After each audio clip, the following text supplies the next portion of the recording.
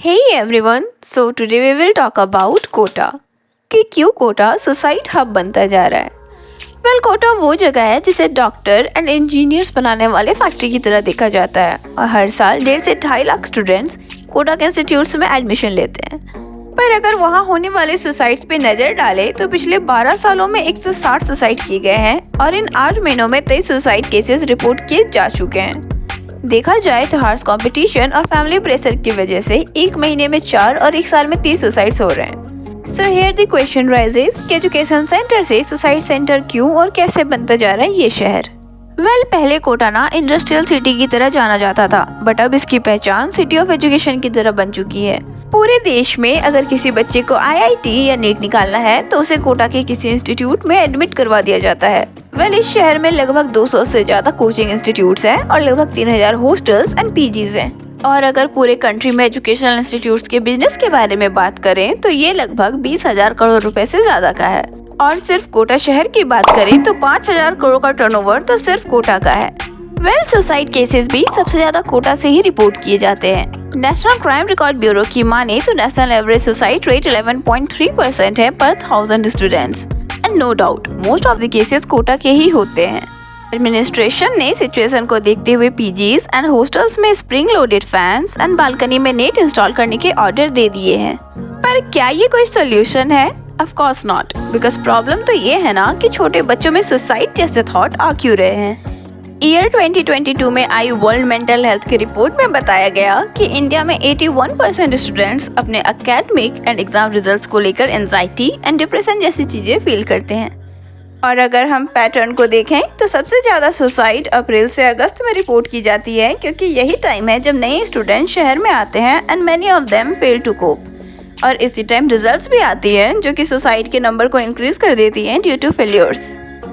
And many young lives have been affected over the years in 14 hours की पढ़ाई, Sundays को भी होने वाले test and continuously challenging curriculum में सफल होने का लगातार दबाव, फियर्स कंपटीशन और फेल हो जाने का डर, ऊपर से घर से दूर होने का अकेलापन, इन सब की वजह से बच्चे एंजाइटी एंड डिप्रेशन में चले जाते हैं।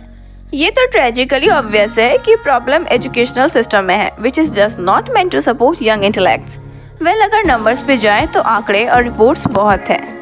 और अब इस बढ़ते इशू को इनकाउंटर करने के लिए इम्पोर्टेंट ये है कि students, parents, teacher, institutes and policy maker coordinate करें और अपने पास्ट के फेलियर से सीखें।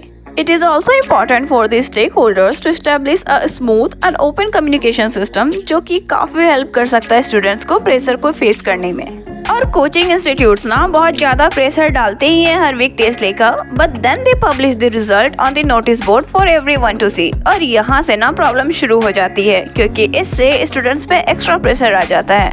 ऑल्सो कोचिंग इंस्टीट्यूट सिलेबस को काफ़ी फास्ट मैनर में कवर करते हैं और कोई थोड़ा भी पीछे छूट जाता है ना तो उसके लिए कैचअप करना काफ़ी मुश्किल होता है।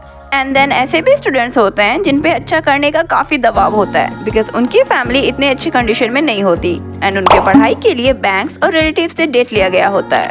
And then some also get involve with additional things like affairs, friends, drugs and bad company. और इन सब से स्टडीज अफेक्ट होती है एंड एग्जाम्स में वो अच्छा परफॉर्म नहीं कर पाते। गवर्नमेंट ने कोचिंग इंस्टीट्यूट्स में 2 महीनों के लिए टेस्ट को बंद करवा दिया है और एक कमेटी फॉर्म की गई है जो सजेस्ट करे कि सुसाइड्स को कैसे प्रिवेंट करा जाए। और कमेटी की फर्स्ट मीटिंग में कोचिंग इंस्टीट्यूट्स को fun activities and motivational content को ऑनलाइन पोर्टल के थ्रू ऑर्गेनाइज करने को एडवाइस करा गया है। एंड कमेटी ने सिलेबस को रिड्यूस करने का और जो बच्चे अच्छा परफॉर्म नहीं कर पाते या एब्सेंट रहते हो क्लास में, उन्हें काउंसलिंग के लिए भेजने को भी सजेस्ट करा है। एफर्ट्स ना घर से शुरू होना चाहिए। फैमिलीज को हर बच्चे की पोटेंशियल अलग है ये समझने की कोशिश करनी चाहिए। एंड कोचिंग इंस्टीट्यूट्स को अननेसेसरी प्रेशर डाले बिना स्टूडेंट्स को प्रिपेयर करवाने की और स्ट्रीमलाइन फंक्शनिंग की ज़रूरत है।